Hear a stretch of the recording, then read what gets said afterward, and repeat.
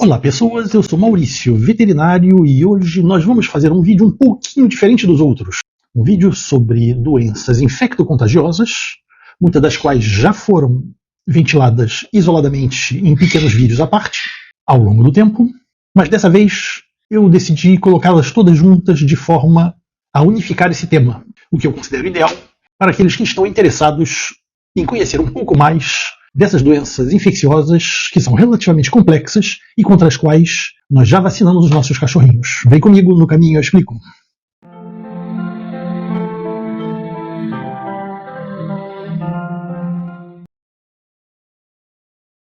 Raiva, essa virose terrível e um pouco misteriosa que é responsável pela morte daqueles que são acometidos por ela, porque é uma doença que, em princípio, não tem tratamento. Os sintomas são violentos e, às vezes, difíceis de entender. Chamam a raiva de hidrofobia. Mas por que hidrofobia? O animal tem medo da água? E se o humano pegasse a raiva, teria ele medo da água também? Vamos tentar entender o que acontece com essa doença, vamos tentar ver se existe realmente formas de tratamento e, em suma, vamos tentar desmistificar toda essa aura que existe em torno dessa doença que nos leva até a mitologia dos vampiros e, ultimamente, até com os zumbis. Existem obras de terror e ficção científica que culpam o vírus da raiva pelo aparecimento dos zumbis. A raiva, que é uma virose que é muito bem conhecida. É uma virose que é estudada desde sempre e que existe historicamente, causando problemas seríssimos a nível das populações que estão em contato com animais, e ela é causada por um vírus que é sempre mortal, transmitido para as pessoas pela saliva de mamíferos infectados. A raiva é transmitida pela saliva, então frequentemente mordedura, mas também o simples contato com a saliva de animais infectados. Existe um caso documentado de transmissão por transplante de órgãos, mas eu imagino que isso seja a exceção das exceções. No Brasil, classicamente, são os gatos e principalmente os cães que são os transmissores. Ele é muito associado aos cães, porque os cães são a principal fonte de contaminação. O morcego hematófago é um hospedeiro intermediário, o que quer dizer que ele pode portar a doença sem estar doente, o que não é o caso dos outros mamíferos. Um rato infectado com a raiva, ele vai ter a doença e pode transmitir a doença. E a transmissão pelos morcegos está em crescente transmissão nos locais em que existe o morcego hematófago. Pequeno detalhe também, os hematófagos existem desde o México até o norte da Argentina. Então, o ambiente em que os morcegos hematófagos existem são América Central e América do Sul. A Transilvânia seria aqui, por exemplo. Não existem morcegos vampiros na Europa, nem no norte dos Estados Unidos. Os reservatórios, então, dessa doença são os canídeos domésticos e selvagens e os morcegos hematófagos. O vírus, que é bem conhecido e estudado, é um vírus do gênero Lyssavirus, da família Rhabdoviridae. E existem 6 genótipos para o vírus. Isso tudo são detalhes de rodapé de livro para nós. Quanto à epidemiologia, apesar de ser a zoonose mais conhecida e mais publicizada do mundo, é uma doença relativamente rara. Nós temos 15 mil casos por ano no Brasil e 65 mil casos por ano no mundo, 95% dos quais na África e na Ásia. Existe um aumento recente de casos na China e no Vietnã, devido ao aumento da presença de pets nesses países. Na verdade, na época do comunismo duro, os pets não eram admitidos. E um detalhe que tem sua importância é que somente 5 casos de remissão foram oficialmente registrados até hoje. 2 deles no Brasil e 2 outros nos Estados Unidos. O outro, se não me engano, é na Colômbia. No Brasil, foi um caso em 2008, em Pernambuco, e o outro um pouco mais recente, na Ilha de Marajó, onde houve um surto ligado ao morcego, várias pessoas morreram e uma garotinha conseguiu sobreviver, apesar de ter mostrado oficialmente a doença. É um vírus cosmopolita, existe no mundo inteiro, só não é encontrado na Antártida.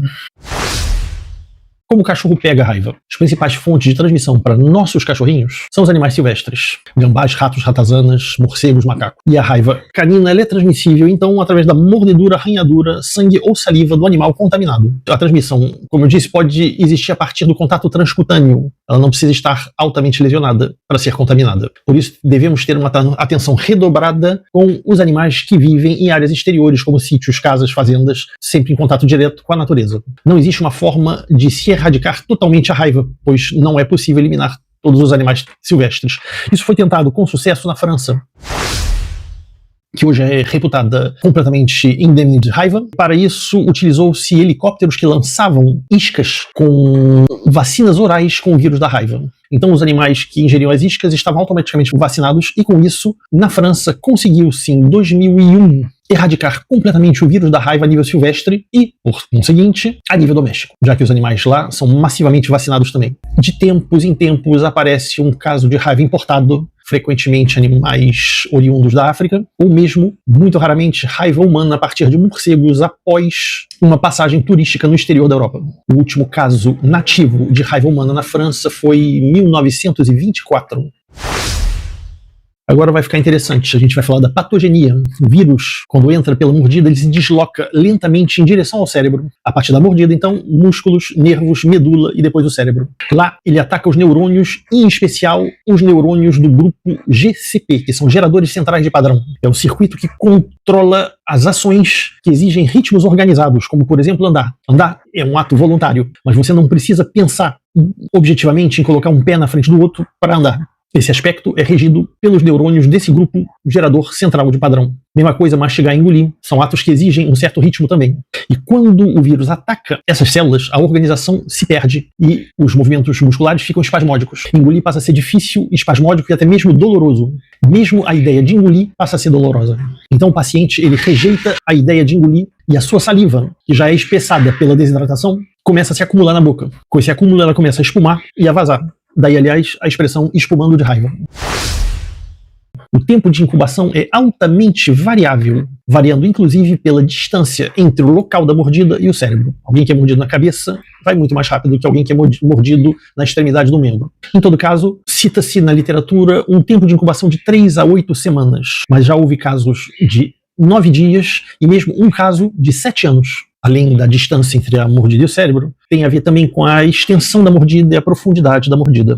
Tudo isso vai ditar a quantidade de vírus que são inoculados, e essa replicação inicial no local da mordedura é realmente lenta, o que, aliás, é bom porque permite que se faça uma vacinação urgente no animal ou no humano, de forma que ele consiga ter defesas antes do início da manifestação dos sintomas da doença. Um animal que é mordido, ele começa a transmitir a doença 3 a 7 dias antes do aparecimento dos sintomas e dura até a morte do animal. Isso também se explica facilmente a partir do momento que se aceita que o início dos sintomas não é o que nós vemos, mas o que o animal sente e começa a esconder antes de mostrar. Então, 3 a 7 dias antes que ele não consiga mais esconder seus sintomas e a doença se manifeste completamente. Quanto aos sintomas, a raiva ela se apresenta de uma forma progressiva e lenta, mas assim que os sintomas aparecem, aí ela evolui de uma forma mais rápida. Basicamente, existem 2 fases segundo a progressão no sistema nervoso. A primeira fase é conhecida como fase furiosa e a segunda fase paralítica. Existe ainda uma fase um pouco mais rara, que é conhecida como fase intestinal. O animal apresenta náuseas e diarreia, mas, como eu disse, é bem mais raro. Na primeira fase da doença, fase furiosa, também chamada de prodrômica, os sintomas são relativamente inespecíficos. Basicamente, mudanças de comportamento, mostra agressividade, excitação, medo, apatia, medo da luz, fotofobia, comportamentos estranhos, tiques, e ela pode durar 1 a 4 dias. Já a fase paralítica, encefálica, evolui muito mais rápido e o animal vem a óbito em 48 horas. Nessa fase existe uma inflamação do sistema nervoso central e tudo evolui muito rapidamente. Um cansaço extremo, hipersalivação, agressividade contra os outros e contra si mesmo, falhas na coordenação motora, dificuldade de engolir, aversão à água, aerofobia, delírios e convulsões, dificuldade de respirar. A morte é causada, no final dessa evolução, pela paralisia dos músculos de respiração.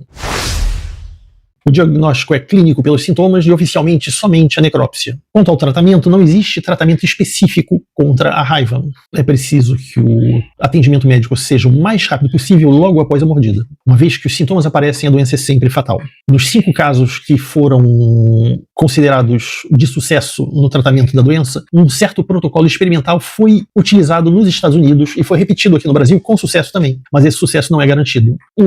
Esse tratamento é chamado Protocolo de Milwaukee sendo a cidade onde o caso aconteceu nos Estados Unidos, e, resumindo um pouco, se trata de um coma induzido com utilização de diversos antivirais de forma combinada. Esse coma induzido impedindo que o paciente mostre uma evolução da sintomatologia. Em Pernambuco foi utilizado com sucesso e na Ilha de Marajó também. Quanto à prevenção, utiliza-se a vacinação canina, que funciona muito bem. A partir da idade de 4 meses, a vacina não deve ser utilizada antes por causa do risco de causar desmielinização nos axônios dos neurônios dos filhotes, então um problema nervoso que pode causar paralisia no filhote. Desmielinização causa paralisia. E uma coisa muito importante, se alguém é mordido, um cachorro, uma pessoa, lavar a mordida com água e sabão rigorosamente, porque o vírus é lipossolúvel, então o sabão mata o vírus. E vacinação imediata e utilização de soro de forma emergencial. Faz parte do protocolo humano também. Não esqueçamos que a raiva é uma zoonose e que quando nós somos mordidos por um animal, mesmo um animal de rua, é importante que esse animal seja guardado em observação durante um período de 10 dias, porque se ele estiver mostrando sintomas de raiva, vai ser necessário uma necrópsia para confirmação se ele era portador ou não, mesmo se o protocolo de tratamento de prevenção urgente já foi começado no ser humano que foi mordido. Não se brinca com a raiva. É uma doença séria, é uma doença de fácil prevenção, então não se deve deixar de vacinar contra a raiva de forma anual os nossos cachorrinhos. É importante mesmo a nível civil, se um dos nossos cães morde uma pessoa que esteja passeando ou que tenha tido contato com ele. Sinomose, uma das doenças mais graves, mais complicadas em relação ao tratamento e mais polêmicas entre as doenças que podem agredir os nossos cachorrinhos. Sinomose, que é, desde sempre, uma das doenças mais terríveis que pode acometer os nossos cachorrinhos, em especial os nossos filhotinhos que ainda não foram completamente vacinados. Eu poderia começar dizendo que a sinomose é causada por um vírus da família dos paramyxovírus, da ordem do morbilivírus, e que é um vírus RNA, fita simples, envelopado, mas isso tudo, para qualquer um que procure no Google, vai encontrar essas informações. Eu prefiro dar uma tônica a esse vídeo como um resumo da minha experiência pessoal com essa doença. Quando eu me diplomei pela Universidade Federal Fluminense no final dos anos 80, eu sabia que entre as minhas piores batalhas, provavelmente estaria a batalha ou as batalhas que eu iria travar contra esse vírus, já que eu estava me especializando em clínica de pequenos animais. Então eu procurei me informar como eu pude, da melhor forma possível, e viver na prática, sempre na medida do possível, todas as situações que poderiam, de perto ou de longe, estar ligadas a essa doença, e também a parvovirose, a leptospirose e outras doenças que eu, como clínico, forçosamente seria chamado a encontrar. Então esse tema foi objeto de muita pesquisa, não apenas enquanto eu era estudante, mas também ao longo de toda a minha experiência profissional. Eu tentei colocar em prática na medida do possível, e com isso eu tive alguns sucessos, mas também muitos fracassos, apesar de tudo, pois é uma doença que, estatisticamente, isso é conhecido, ela tem uma taxa de resolução da ordem de 7%. Então, quando o cachorro não é bem vacinado e ele é exposto ao vírus da sinomose, ele tem muito pouca chance de se livrar dessa doença. E a isso se adicionam vários fatores que são ligados à patogenia da doença e à complicação de métodos de diagnóstico e mesmo ao tratamento. Vamos falar disso tudo agora. Vamos começar um pouco pelo histórico, mas de uma forma bem rápida. Então, quando eu disse é um vírus, esse vírus é um vírus que é um vírus de RNA, isso não quer dizer muita coisa para quem não é virologista, mas ele é envelopado, e isso é bom, porque ele não resiste muito tempo no ambiente na medida em que o envelope possa ser dissolvido. Então o sol, quando agride o vírus que está no ambiente, ele mata o vírus. O cloro mata o vírus. Evidentemente, a amônia quaternária, que mata mesmo vírus um pouco mais difíceis, também mata esse vírus. Então ele pode durar meses no ambiente, mas quando ele está em condições ideais para ele. Fora isso, é um vírus que é facilmente destruído no ambiente. Não é um vírus recente. É um vírus que provavelmente existe antes mesmo do aparecimento do primeiro cão, já que é um vírus que ataca a família dos canídeos em geral. Então, lobos, coiotes, raposas, todos os canídeos, chacais, têm problemas com a sinomose, e ela não para por aí. Evidentemente, os nossos cães, mas também os mustelídeos, que são Furão, Marta, Doninha, têm problemas com esse vírus. Até certas espécies de urso já tiveram a sinomose descrita como uma doença, notadamente os pandas na China, o nosso guati aqui no Brasil, evidentemente o lobo-guará. Então é um vírus que tem uma inespecificidade e que não chega a ser zoonótica, ela não ataca as pessoas, não ataca os gatos domésticos, embora existam algumas descrições de sinomose em leões e tigres. É um vírus que foi datado pela primeira vez em achados de necrópsia arqueológicos datados de há mais ou menos 15 mil anos uma tumba com restos de um jovem ser humano que foi enterrado ao lado do seu cão, e nos achados de necrópsia desse cão encontraram vestígios do vírus da sinomose nos dentes do cão. Então, pode-se dizer que é uma doença realmente antiga. Na França, ela é chamada de maladie de Carré, por ter sido descrita por um veterinário chamado Carré no início de 1905, se não me engano. Quanto à etiologia, então é causado por um vírus, e esse vírus, no caso da doença, pede uma diferenciação, porque ele causa sintomas que são semelhantes a vários outros tipos de doença. Vamos falar então da patogenia, e o vírus, quando ele é eliminado por um animal doente, ele é eliminado pelos perdigotos, pelos aerossóis, nasais ou orais, mas também pela urina e mesmo pelas fezes. E quando ele acessa um novo indivíduo, ele o faz pelo epitélio nasal e ele se replica ali pela primeira vez, um tempo de incubação de mais ou menos 8 dias antes da primeira viremia, quando ele se dissemina por todo o organismo. É aí que as coisas podem se definir. Se o cachorro ele é bem vacinado, ele tem anticorpos de defesa, ele pode neutralizar nessa primeira viremia quase a totalidade dos vírus, talvez mesmo a totalidade, em teoria, e o animal não fica doente. Essa primeira viremia dá só uma pequena febre, que pode mesmo passar desapercebida. Se o animal é mal vacinado, ou se em todo caso ele não tem defesas suficientes, essa viremia dissemina o vírus por todo o organismo do cachorro, e acontece que esse vírus é um vírus que é classificado de pantrópico, ou seja, ele cria problemas em vários locais do organismo, vários locais diferentes. E aí nós começamos a falar das fases da sinomose. Vou citá-las, são 4. Fase digestiva, fase respiratória, fase epitelial e fase neurológica. Eu não gosto muito da classificação dessa nomenclatura de fase, porque quem diz fase sugere uma sucessão. E essa sucessão pode não existir. Essas 4 fases podem aparecer ao mesmo tempo, elas podem não aparecer totalmente, elas podem aparecer de forma invertida, elas podem mesmo aparecer uma de cada vez, e quando você pensa que o animal está curado, na verdade ele pode voltar alguns dias depois com a fase seguinte. E é disso que nós não gostamos na sinomose, porque é difícil saber aonde nós estamos. Se a gente fizesse um paralelo com a parvovirose, que é uma doença que eu vou abordar num próximo vídeo, a parvovirose, que é uma doença terrível, com vômitos e diarreias nauseabundas, mais ou menos é uma doença franca.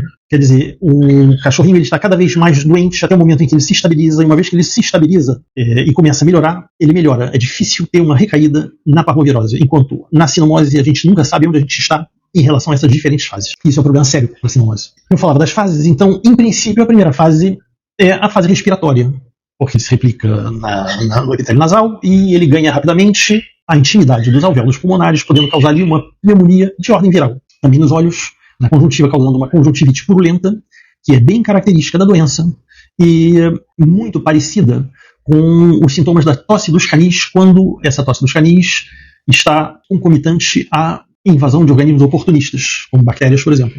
Nesse caso, a sinomose, quando aparece somente na sua fase pulmonar, ela pode se parecer muito com uma pneumonia importante agravada, mas rapidamente percebe-se que o problema não está só ali, quando outras fases começam a intervir. Na sua fase digestiva, ela se parece muito com a parvovirose ou com a coronavirose, causando diarreias, náuseas, depressão, e na sua fase epitelial, ela causa pústulas, especialmente a nível do ventre, mas também alopécia, perda de pelos, hiperqueratose, em que o focinho e os coxins plantares e palmares do cachorro ficam espessos e rachados. Enfim, na sua fase neurológica, ela pode causar uma série de sintomas que frequentemente continuam após o final da doença como sequelas, que são sempre graves. Estamos falando de mioclonismos, ou seja, contrações musculares involuntárias que o cachorro tem e continua tendo mesmo quando está dormindo. Estamos falando de cegueira, por comprometimento do nervo óptico. Estamos falando de nistagmo, quando a pupila dos olhos não consegue se estabilizar, fica tremendo horizontalmente de um lado para o outro. Estamos falando de problemas cerebelares que causam dificuldade de equilíbrio e de deambulação. Enfim, toda uma série de sintomas neurológicos que, mesmo que eles não sejam patognomônicos quer dizer, característicos dessa doença, é preciso um diagnóstico diferencial com a raiva, por exemplo, frequentemente, são sempre problemas sérios que podem adotar um caráter definitivo que impeçam uma vida normal para esse cachorro. Quanto ao diagnóstico da sinomose, existe um teste rápido que pode ser feito em clínica veterinária que detecta os vírus quando eles estão em fase circulatória. Ora, quando você tem um positivo, você sabe que é sinomose, mas o negativo pode ser um falso negativo, pois é só ele não estar em fase circulatória que não vamos encontrar o vírus. Normalmente se procura nas secreções oculares, pega-se uma lágrima do animal, faz um pequeno protocolo na frente do cliente e aparece positivo, negativo, como se fosse um teste de gravidez simples. Mas somente o positivo nos dá a certeza. Em todo caso, o mais garantido é o diagnóstico a partir da anamnese, da história do cachorro, dos sintomas que ele está apresentando e, eventualmente, de exames laboratoriais que são muito importantes, como, por exemplo, um hemograma completo, com contagem de células brancas, que nos permite saber onde o animal está em relação à anemia e em relação à imunossupressão, que sempre é causada pela sinomose. Quanto ao tratamento da sinomose, frequentemente aparecem novas drogas que são antivirais ou que auxiliam no combate à imunossupressão, mas o mais importante é o tratamento de suporte, de forma a manter a qualidade de vida, evitar a desidratação e, principalmente, evitar as infecções secundárias. Então, perfusão para evitar a desidratação, uso de antibióticos de largo espectro, de forma a evitar as infecções oportunistas, uso de anti-inflamatórios para o conforto do animal, para evitar as encefalites e diminuir as inflamações locais. E, a partir daí, tudo que puder ser feito para o conforto do animal, para que ele atravesse a fase da doença de uma forma menos desagradável possível, é útil. Então, não esquecer de, mesmo se não se pode alimentar um animal que está com náuseas e diarreia, não esquecer de umedecer a boca do animal, que vai estar seca por causa da desidratação, e isso não vai ser resolvido somente com a infusão parenteral. Tem quem diga que caldo de quiabo pode funcionar bem, eu não vejo nenhuma razão clínica ou científica para que esse aspecto seja fundado, mal não faz. Então, tudo que possa ser feito para melhorar o estado geral do cachorrinho é uma boa coisa e é a se fazer. Enfim, quanto à prevenção, vale dizer que a diferença entre um animal vacinado e um animal não vacinado ou mal vacinado quanto ao sucesso face à sinomose é estrondosa. O animal vacinado pode ter a sinomose, mas ele vai tê-la de forma subclínica. O animal não vacinado, quando ele pega a doença, é muito difícil de se livrar dela. Enfim, quanto à prevenção, uma coisa importante é tomar cuidado com os fontes. Existem estudos muito sérios que já mostraram que a principal causa de transmissão da sinomose é o tratador. Ele troca de luvas, mas não troca de jaleco. Porque é impossível trocar de jaleco após cada procedimento, entre cada cachorrinho. Então, que a pessoa tome cuidado, sabendo que, estatisticamente, a pessoa que trata o cachorrinho é a principal fonte de transmissão de um cachorrinho para outro. Isso serve para manjeduras, isso serve para toalhas, isso serve para alumínio, isso serve para os locais onde os cachorrinhos estão. Não esquecer também que uma boa desinfecção ela só é realizável se antes houve uma boa limpeza. Se o vírus está na poeira e você aspira, o vírus não está mais na poeira. Então, uma boa limpeza precede uma boa desinfecção. E, enfim, uma pequena mensagem para o criador. Uma vez que o criador tem um cachorrinho com sinomose na sua criação, ele tem que isolá-lo o mais rapidamente possível. Uma vez que isso não foi feito rapidamente, é melhor considerar a sua criação inteira como infectada e se dar os meios necessários para que toda ela seja desinfectada o mais rapidamente possível. Isso não é fácil. Desejo coragem a todos vocês quanto a essa doença e não esqueçam de uma coisa: vacinem. Vacinem os reprodutores. Vacinem as reprodutoras em especial, pois são elas que vão passar os anticorpos para os filhotes. Vacinem bem os filhotes que vocês vão disponibilizar, porque um pequeno investimento em vacinas é muito melhor do que um grave problema que um cliente pode ter.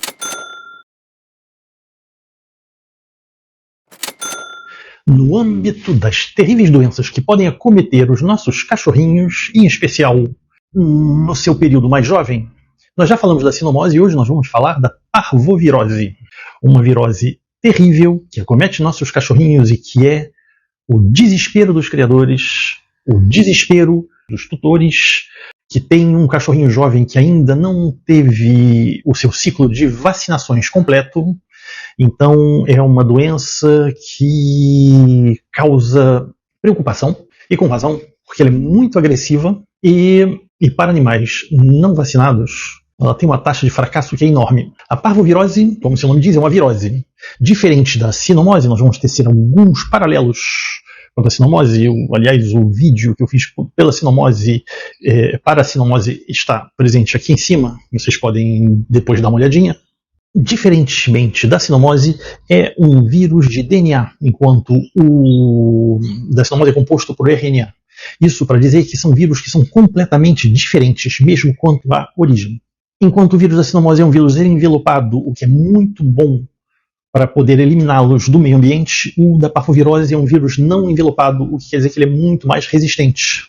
Não existe envelope a dissolver para a eliminação do vírus. Então ele resiste muito mais tempo no meio ambiente. Muito embora ele possa ser eliminado com concentrações importantes de cloro e também com a utilização da amônia quaternária, que está presente nos desinfetantes hoje em dia, que são propostos em pet shops e em clínicas veterinárias. Diferentemente da sinomose, que existe antes mesmo dos cães existirem na face da Terra, porque ela já cometia os canídeos ancestrais dos nossos cãezinhos, a parvovirose é de história relativamente recente. A história é que a parvovirose apareceu na África e foi inicialmente registrada em grandes felinos, muito embora ela não acometa os nossos animais domésticos, os nossos gatinhos domésticos. E acredita-se que tenha sido uma mutação da panleucopenia, que teria acontecido em 1978 e que foi transmitido para cães de rua a partir de felinos selvagens. Ela ganhou o mundo com uma velocidade espantosa e antes do final dos anos 70 já era uma doença que podia ser considerada cosmopolita, atacando animais na Europa, nos Estados Unidos, na América do Sul e em todo o globo. A transmissão ela é muito contagiosa, muito contagiosa. A transmissão se faz pelos perdigotos e pelas fezes e secreções, um pouco como a sinomose também, mas com uma rapidez de contágio que é espantosa. As fezes, a partir da diarreia da parvovirose, têm um odor característico de sangue digerido. E quando alguém diz tem um cheiro de parvovirose, na verdade ele está em contato com o vírus da parvovirose, através dessas partículas, micropartículas flutuantes. E um cachorrinho pode se infectar dessa forma muito facilmente. O tempo de incubação da parvovirose é da ordem de 5 dias, podendo ser 7 dias. A primeira viremia se faz também nas vias aéreas superiores.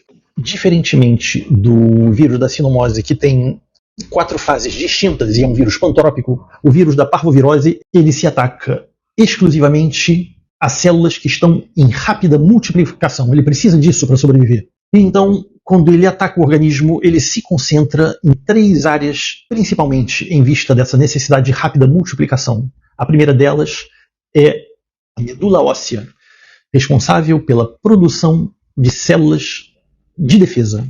Fazendo isso, ele causa imediatamente uma imunossupressão em vista dessa replicação em células de defesa. A segunda área que ele ataca são as células jovens cardíacas, que tem também uma velocidade de replicação que é muito importante. E nesse caso, especificamente, o filhote nem mostra sintomas e é acometido de uma morte súbita, que pode mesmo acontecer antes do seu nascimento, se a contaminação se fizer dentro do útero. Ou se não, em torno de 2 a 3 semanas depois do nascimento. Então, filhotinhos que tiveram uma morte súbita, de uma hora para outra, de uma noite, eles vão dormir, estão bem, no dia seguinte eles estão mortos.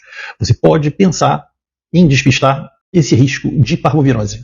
Enfim, o que é mais comum é a replicação desse vírus no epitélio intestinal, nas vias intestinais superiores, no início do duodeno, onde existe uma replicação importante de células epiteliais nas criptas intestinais e, em especial, com filhotes que estão parasitados por vermes como os anquilóstomos, por exemplo, ou toxocara, que são parasitas do intestino e que, como tal, causam frequentemente ferimentos nas microvilosidades. E esses ferimentos pedem uma repetilização, uma multiplicação rápida do epitélio intestinal e é o meio ideal para a multiplicação do vírus da parvovirose. Esses ferimentos que os vírus fazem, os vírus causam, eles dão origem a hemorragias que explicam essa diarreia avermelhada com um odor repugnante, que é o odor de sangue semidigerido.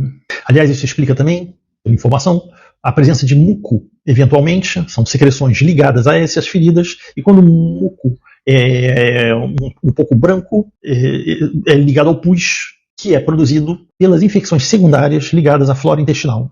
Isso é muito importante a nível da patogenia dessa doença, porque a flora intestinal, a partir da imunossupressão, então ela não se controla mais, e a partir das feridas que ela começa a contaminar, isso pode permitir que as bactérias da flora intestinal compliquem a situação, compliquem o quadro, e invadam o organismo do filhote pelos ferimentos que ganhem a cavidade abdominal e que causem uma septicemia, que nesse caso é gravíssima. Então nós vemos que o quadro clínico de um animal com parvovirose é sempre um quadro agudo. É um quadro que tem uma tendência a se resolver em poucos dias, de um jeito ou de outro. O animal pode perecer dessas lesões muito rapidamente, a partir de um quadro que ele mostra de desidratação intensa, com vômitos muito violentos, com diarreia hemorrágica em jatos, e isso pode ser resolvido em 24, 48 horas. E todo o trabalho de um clínico e mesmo do criador é de manter o animal vivo em boas condições por poucos dias, suficientemente para que ele consiga se estabilizar e se reestabelecer. E a partir daí, não existe recaída. O quadro da parvovirose é sempre agudo. E essa é também uma vantagem que eu considero pessoalmente. Eu considero uma vantagem dessa doença da parvovirose, apesar desse aspecto nojento ligado ao odor repugnante das fezes, dos vômitos, ou a tristeza que o cachorrinho mostra com as náuseas e tudo isso, é um problema que ele é franco. Ele está aí, ele mostra que ele está aí. Não é uma doença, se a gente romantizasse um pouco, não é uma doença traiçoeira como a sinomose. É uma doença que ela é franca. Ela está aí, ela mostra o que ela está fazendo e ela mostra sintomas até a hora em que ela vai embora. E na hora que ela vai embora não tem recaída. Então todo o trabalho que nós temos é de manter o cachorrinho em boas condições, a partir de perfusão, a partir de administração de antibióticos de amplo espectro para evitar essa infecção secundária e eventualmente de corticoides, cuja ação anti-inflamatória pode ser muito importante para o cachorrinho, e a monitoração disso tudo. A gente inverteu um pouquinho, mas agora a gente vai falar das medidas de diagnóstico. Existe o teste rápido, cujo positivo é certo, mas o negativo não quer dizer que não seja parvovirose. É suficiente que não tenha vírus circulantes no momento e esse teste rápido pode dar um falso negativo. Mas o hemograma com contagem de células brancas é muito importante para mostrar aonde o cachorrinho está em relação à doença.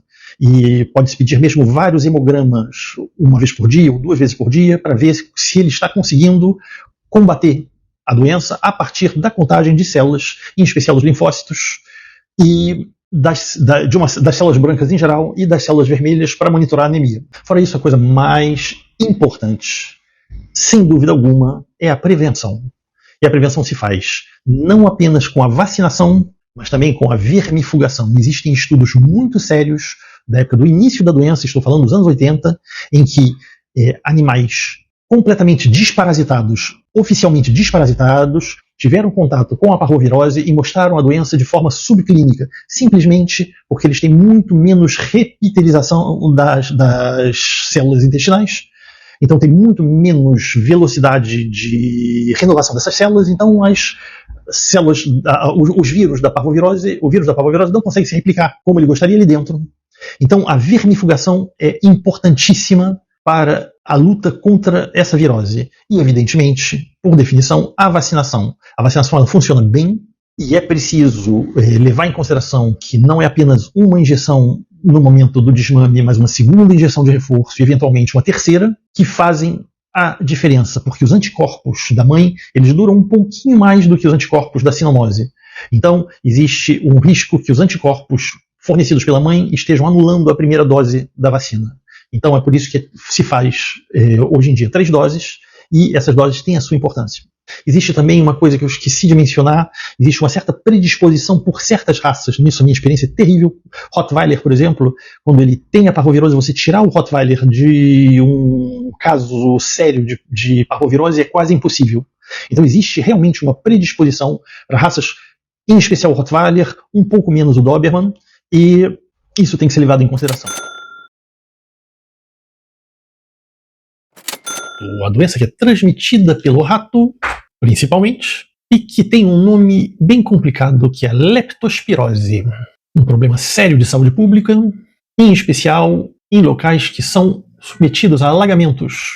doença contra a qual nós ganhamos o hábito de vacinar os nossos cachorrinhos, mas frequentemente sem muito compreender do que se trata e quais são os riscos inerentes. É disso que nós vamos falar hoje. Então, a leptospirose, diferente da parvovirose e da sinomose, que são causadas por vírus, a leptospirose é causada por uma bactéria, em especial uma espiroqueta, do gênero Leptospira.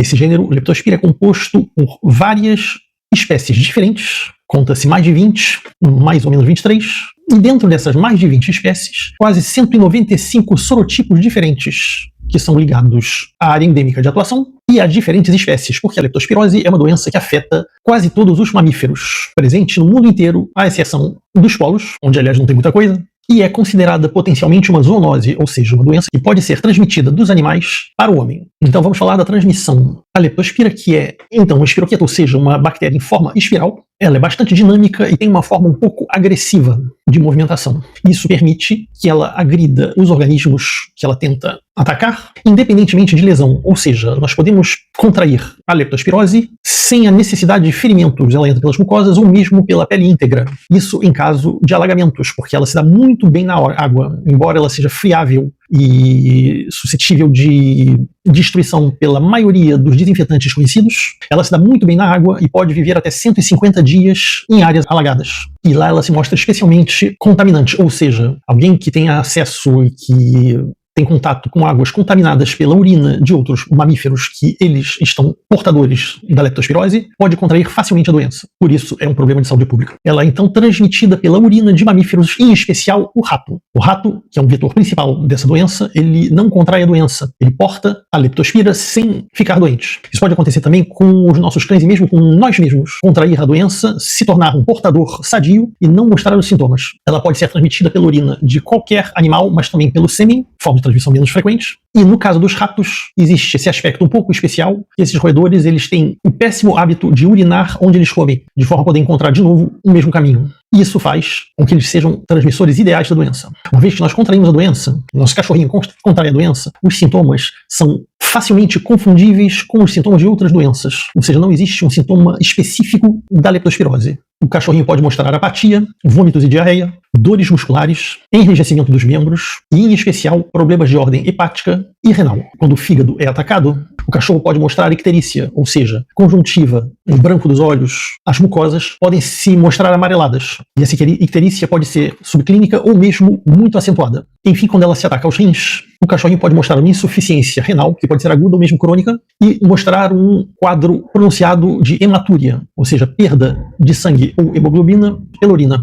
E o cliente vai no veterinário dizendo que a urina está com cara de Coca-Cola, tão escura que ela pode se tornar. Enfim, ela pode causar hemólise superficial, causando presença de petequias, que são pequenas hemorragias pontuais que se apresentam como pontinhos vermelhos na pele e nas mucosas do cachorro. A doença ela pode ser aguda ou crônica, mas de qualquer forma não se espera a evolução dos sintomas para começar a tratá-la. Mesmo o diagnóstico, que é um diagnóstico que não é muito fácil de se fechar, em vista do fato que os testes sorológicos podem dar falsos negativos, e mesmo os testes PCR dependem um pouco do estado de bacteremia, ou seja, a doença pode estar evoluindo soltando mais bactérias ou não. Então podem existir falsos negativos em relação aos exames laboratoriais que frequentemente são lentos também. E como o problema é um problema sério que pode levar à morte, nós começamos o protocolo antes mesmo que o diagnóstico oficial esteja fechado. A partir da presunção, a partir dos sintomas da presença eventual de ratos, o cachorrinho deve começar a ser tratado. O tratamento consiste em tratamento de suporte em relação aos sintomas que o cachorrinho apresenta, protetor hepático, perfusão em vista do restabelecimento do equilíbrio eletrolítico,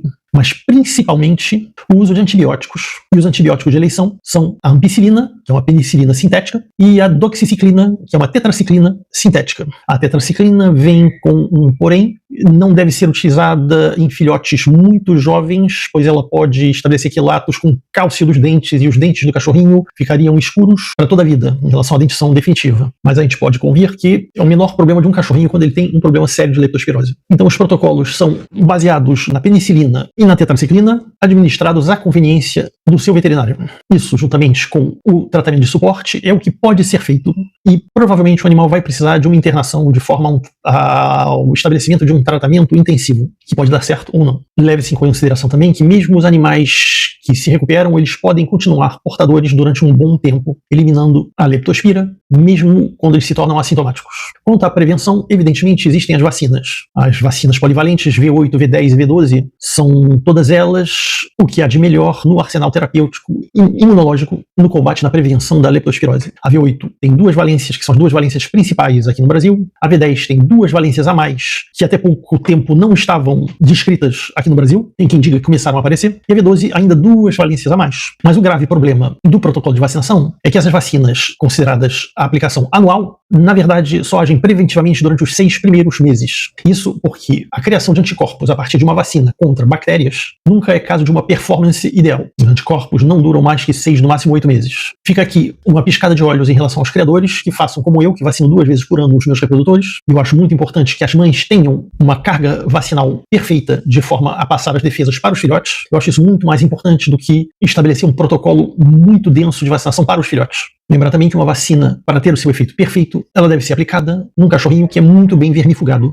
O vermífugo sendo tão importante quanto a vacinação na realização desse protocolo. Enfim, quanto à prevenção da leptospira, nós devemos falar sobre o combate aos roedores. Ratos ou ratos norvégicos são os 2 principais vetores de leptospirose pela urina que é depositada perto da alimentação. Então a alimentação dos cães que fica à disposição ao longo do dia inteiro, ou mesmo varando à noite, não é ideal. Deve-se dar alimentação, a refeição do cachorrinho, deixar 10 a 15 minutos e depois retirá-la. A mesma coisa com a água, que pode ser proposta mais frequentemente, é claro, para quem trabalha, deixe durante o dia e retire durante a noite. A estocagem de alimentos também deve ser alvo de preocupações. Os alimentos devem ser condicionados em locais que possam impedir o ataque de ratos e outros roedores. Enfim, levar em consideração que essa doença é uma doença que é presente na cidade como no campo e que, evidentemente, um cachorro de apartamento tem menos chance de ter contato com a leptospirose, mas nada impede que ele pegue a doença numa pracinha ou numa poça d'água. Então todo cuidado é pouco. Então o seu cachorrinho está tossindo. Ele tosse sem parar. Uma tosse seca que parece que no final que ele está engasgado e ele acaba lançando uma espécie de secreção branca espumosa no final da tosse, e ele tosse sem parar. É mais do que provável que o seu cachorrinho esteja com a tosse dos canis. O que é isso? O que se trata? De onde vem? Para onde vai? O que a gente faz para resolver esse problema? A famigerada tosse dos canis, que é a gripe dos cães. É uma doença, mas na verdade é uma síndrome, porque existem vários agentes causadores diferentes que podem dar esse grupo de sintomas. Então é uma doença um pouco complexa e ela é bastante chata, especialmente em relação ao tratamento. Vamos chegar lá. A tosse dos canis é muito contagiosa. Ela passa de um cachorro a outro e não precisa do contato direto. Basta os perdigotos, os gotículas no ar, e não é uma infecção oportunista, é uma infecção sempre patogênica. Os principais causadores envolvidos são, em primeiro lugar, a Bordetella bronquicéptica, uma bactéria de difícil tratamento, pede antibióticos realmente fortes, e isso a ver com o seu veterinário, e também vírus como o adenovírus ou o vírus da parainfluenza. Tosse dos canis é um nome vulgar para a afecção seguinte, a traqueobronquite infecciosa. Ora, traqueobronquite é inflamação da traqueia e ou dos brônquios, podendo chegar a uma bronquiolite, se ela se aprofunda, ou uma laringite, se ela vem antes. Essa inflamação, então, é causada por um ou vários desses agentes etiológicos que eu citei, e é importante a gente saber algumas coisas para poder bem apreender essa doença. A primeira coisa é que, quando você coloca vários indivíduos juntos, existe o risco de afecções respiratórias. Então, da mesma forma que existe a traqueobronquite canina, infecciosa canina, existe também o mesmo problema em criações industriais, por exemplo, suinocultura, quando tem vários porcos juntos, existe o risco que eles comecem a mostrar sintomas respiratórios. Em exposições caninas, vários cães juntos, se um está tossindo, os outros podem começar a tossir, e tem que tomar cuidado com isso, chega lá. E, muito embora não seja uma zoonose e não existam infecções cruzadas entre essas diferentes espécies, é também uma Bordetella, que não é a Bordetella bronquicéptica dos cães, mas a Bordetella pertussis do homem, que causa a coqueluche das crianças. E convenhamos, Quando a gente leva os nossos filhos para a creche, eles voltam às vezes com resfriados que são chatos de tratar, chatos de curar, e o princípio é mais ou menos o mesmo. Voltando a falar da nossa tosse dos canis, que tem esse nome vulgar, principalmente porque quando ela chega numa criação é muito difícil de se livrar dela. Então, uma síndrome com sintomas que são quase sempre os mesmos. Essa tosse é muito incômoda, que parece ser mais ativa, essa tosse, durante a noite do que durante o dia, mas na verdade é porque quando o doutor está dormindo isso incomoda muito ele, enquanto durante o dia, com os outros ruídos, a gente tem uma tendência a não se concentrar tanto nos ruídos do cachorro. O cachorro parece estar engasgado, ele acaba tossindo, e se o cachorro estiver bem de saúde, bem vermifugado, bem vacinado e tiver uma certa harmonia em relação ao seu sistema imunológico e tudo, ele pode tirar essa doença de letra sem que isso lhe cause problemas mais graves, muito embora o curso normal da doença seja de mais ou menos 3 semanas. E 3 semanas com o cachorro tossindo o tempo todo não é fácil. Mas o cachorro, em princípio, não perde o apetite, não tem períodos de febre mais violentos, a não ser que o problema se complique. Isso pode acontecer. Claro que podem existir infecções oportunistas, como sempre, que aproveitam da baixa imunidade causada pela doença para se instalar e levar a uma pneumonia, por exemplo, e aí o cachorro tem febre, perde o apetite e fica apático. Muito antes disso, é bom que o cachorrinho seja monitorado pelo seu veterinário. O diagnóstico diferencial da tosse dos canis é clínico. Você não precisa fazer exames laboratoriais muito aprofundados, principalmente porque eles não se prestam muito a um resultado exato. O ideal, teoricamente, seria fazer uma lavagem traqueal, que é de muito difícil execução. Essa lavagem traqueal ela já poderia sair comprometida pela flora normal da boca e das vias superiores. Os diferentes exames laboratoriais, como o hemograma ou radiografias, não seriam muito úteis para uma tosse simples, uma tosse dos canis simples e limpa, mas sim para eventualmente detectar uma infecção secundária que leve a uma pneumonia ou algo assim. Então, pelo exame clínico, a gente pode descobrir, a gente pode suspeitar fortemente do problema, e existe uma ação simples, que é a detecção do reflexo traqueal. Uma pequena pressão dos lados da traqueia. Para um cachorro normal, isso vai fazê-lo tossir 2 vezes, no máximo 3. Para um cachorro que tem a traqueite, o cachorro vai tossir, não vai parar de tossir durante quase 1 minuto. Isso a gente pode dizer que é patognomônico, é um sinal firme de que ele tem a tosse dos canis. Na medida em que o filhotinho ou que o cachorro não apresenta a doença de forma severa e não existem complicações, pode-se pensar em realizar o tratamento sintomático somente, ou seja, um tratamento para diminuir a tosse, antistossígeno, xarope, broncodilatadores, xarope para liquidificar um pouquinho as secreções, para que ele possa expectorar mais facilmente. E, enfim, na medida em que o cachorro aceita sem grandes problemas, então na medida em que o cachorro aceita sem problemas, pode-se fazer nebulizações, de forma a agir no local, no interior da traqueia dos brônquios, com o uso de broncodilatadores e mesmo de antibióticos. Tudo isso sob indicação do veterinário, é claro. Quanto à prevenção da tosse dos canis, existem 2 tipos de vacina no mercado. A primeira é a vacina intranasal, que estimula a criação de anticorpos no local, e a vacina injetável. Deve-se levar em conta o fato de que uma vacina contra uma bactéria nunca tem uma performance ideal. Essas vacinas, elas podem ajudar, é claro, atrapalhar nunca é o caso, mas podem não ter a eficácia a 100% que poder-se esperar. Uma outra coisa a fazer é evitar as aglomerações com cães. E lá nós falamos de exposições, nós falamos de pet shop, falamos do banho e tosa. Quantos clientes que vindos do banho e tosa, 1 ou 2 dias depois o cachorro começa a tossir. E o mais delicado é que não se pode falar de culpa, porque frequentemente o problema é subclínico e as pessoas nem percebem. A título de exemplo, uma criação que teve um episódio de tosse dos canis e que se livrou do problema, ao menos de uma forma visível, alguns filhotes podem sair completamente sãos e mostrar o problema que se desencadeia na semana que chegam os filhotinhos na nova família. E isso por causa dos riscos de baixa imunológica ligada ao estresse da mudança de ambiente, a mudança de microbiota, a flora normal da casa da pessoa onde o cachorrinho evolui no início da criação, e a mudança que acontece quando ele vai para um outro lugar. Então esses riscos existem, é preciso responsabilidade, é claro, e lembrar que é um problema que, na medida em que o cachorrinho ele está bem em relação aos outros parâmetros, um cachorro bem vermifugado, não vai ter problema e vai conseguir sair do problema. O que é um pouco incômodo é que esse cachorrinho ele é um vetor e pode transmitir para os cães do vizinho, para os cães com os quais eventualmente ele teria contato. Tudo isso tem que ser visto com muita prudência. O seu veterinário vai fazer o tratamento, não apenas com antibióticos e produtos para resolver os sintomas, mas ele pode entrar com anti-inflamatórios, sempre sob conselho veterinário, e mesmo com corticoides que devem ser utilizados com muita perícia, já que a ação anti-inflamatória do corticoide, ela existe em doses terapêuticas, mas quando a gente exagera um pouquinho, a gente pode causar uma imunossupressão, causa efeito contrário.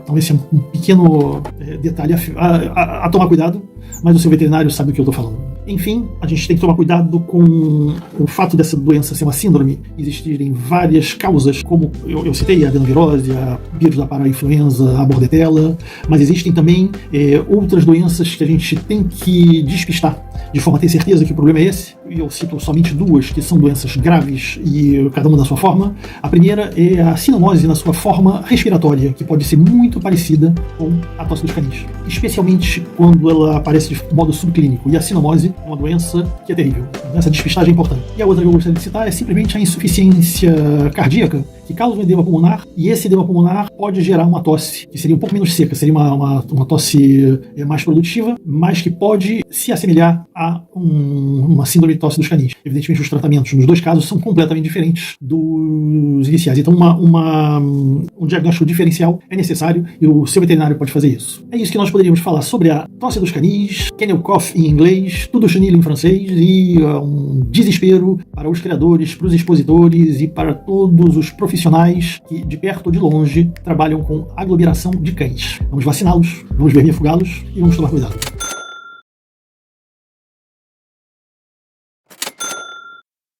Ultimamente eu recebi algumas mensagens, aliás muito parecidas, indagando como proceder por um cachorrinho que está vomitando. Eu tenho um cachorro que está vomitando, qual é o remédio que eu posso dar para ele? É um pouquinho mais complicado do que isso. Nós vamos falar sobre vômito, sobre o vômito que pode acontecer por vários motivos e que pode ser um problema muito complicado, mas que não é em si uma doença. O vômito é um sintoma, um sinal de alguma coisa que está acontecendo. Assim como a diarreia, assim como a anemia, assim como a febre, não são doenças, são sinais que o cachorrinho mostra quando está acometido por diferentes doenças. Então, antes de mais nada, é preciso entender o que está causando o problema. E mesmo antes disso, saber fazer uma diferenciação entre vômito e regurgitação.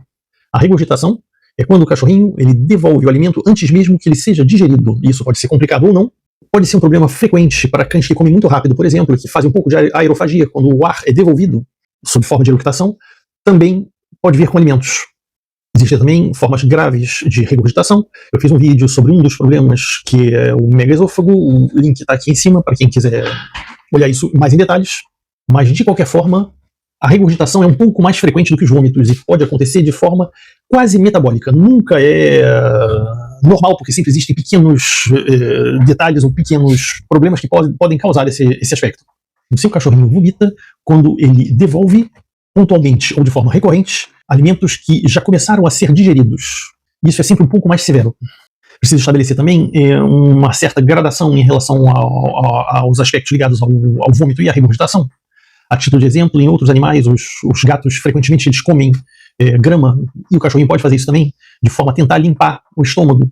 Mas evidentemente ele sempre faz isso quando ele sente um desconforto a nível digestivo. Já os ruminantes, eles devolvem o alimento de forma metabólica. Eles precisam dessa ida e vinda da alimentação. Isso é a definição mesmo da ruminação, de forma que o alimento possa ser digerido e possa ser processado corretamente. Já os equinos, por exemplo, em princípio eles nunca vomitam. Quando eles chegam a vomitar, é que o problema é realmente sério. Um cachorro que tem vômito, ele não perde somente o alimento que ele está devolvendo. Junto com ele perde enzimas, sucos digestivos, frequentemente ácidos, se o vômito vem do conteúdo estomacal, mas também perde oligoelementos, sais minerais. Isso causa a força de repetição, um desequilíbrio hidrolítico no organismo do cachorrinho, uma perda de cálcio, fósforo, e tudo isso precisa ser restabelecido em caso de vômitos recorrentes. É por isso que é sempre importante o recurso a um veterinário, que pode, se necessário, para evitar uma desidratação, colocar o cachorrinho sob perfusão, de forma a recompor o equilíbrio hidrolítico no organismo do cachorro. Depois, quanto às causas do vômito, a gente poderia falar o dia inteiro e desenvolver quase a infinito. E para que se possa entender, eu vou fazer uma lista não exaustiva de coisas que podem fazer um cachorrinho vomitar. Vou dividir em filhotes e adultos, esquematicamente, e para os adultos eu vou levar em consideração também os cães idosos. Até anotei num papelzinho para não perder o fio da meada. Em filhotes tem as parasitoses internas, ou seja, verminoses como toxocara, anquilóstomo, a giardiose pode causar vômitos também. Uma simples dieta inadequada pode fazer com que o cachorrinho venha mostrar vômitos. Volume exagerado de ingestão de água de comida para os cachorrinhos comilões. O megasofo, como eu tinha citado, não apenas como exemplo de regurgitação que pode ser confundida com vômitos, mas também com vômitos quando o problema é um pouco mais grave e crônico. Presença de corpos estranhos, quando ele come alguma coisa que não devia e esse corpo estranho vai parar no estômago ou no intestino.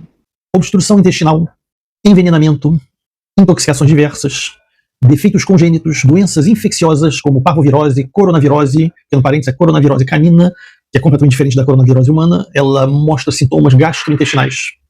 Sinomose sob a forma digestiva e muitas outras doenças infecciosas. Nesse caso, os vômitos são, pelo menos inicialmente, sob sua forma aguda. Já em adultos e cães de terceira idade, sempre as verminoses, em especial a giardia, dietas inadequadas e alergia alimentar, gastrites de origem diversas, obstruções intestinais, corpo estranho, doenças sistêmicas que acometem rim e fígado. Todos os problemas que acometem rim e fígado têm como sintoma, em especial os crônicos, a presença de vômitos. Diabetes, quando ela não está controlada, envenenamento, presença de tumores ao longo do aparelho digestivo, em especial no estômago e no intestino, tumores sistêmicos como linfoma, pancreatites, doença inflamatória intestinal, doenças hormonais como hipoadrenocorticismo e muitas outras. Como nós vemos, existem diversas razões para que um cachorrinho comece a vomitar. É preciso diferenciar o vômito ocasional ou acidental, controlando o cachorrinho e vendo se o problema é repetitivo, qual é a intensidade desse vômito, ou se é alguma coisa que se resolve sozinho. Mas quando a gente chega a se perguntar, meu cachorrinho está com vômitos, o que eu posso dar para ele? A melhor coisa que você pode dar para o seu cachorrinho é a oportunidade de ser examinado por um médico veterinário que vai saber diagnosticar o problema exato e agir com perícia de forma a resolver o problema objetivamente. Os fundamentos do protocolo vacinal aplicável aos cachorrinhos. Muito já se falou sobre vacinas, inclusive nesse canal. Nós falamos sobre uma comparação sobre vacinas nacionais e importadas nesse vídeo, cujo card está passando aqui em cima. Nós também falamos sobre mitos e lendas em torno da vacinação, nesse card aqui, que é o link para esse vídeo. Hoje nós vamos falar sobre o protocolo mesmo de vacinação, protocolo esse que varia um pouco segundo o veterinário e tem uma tendência a evoluir ao longo do tempo. Eu estudei muito esses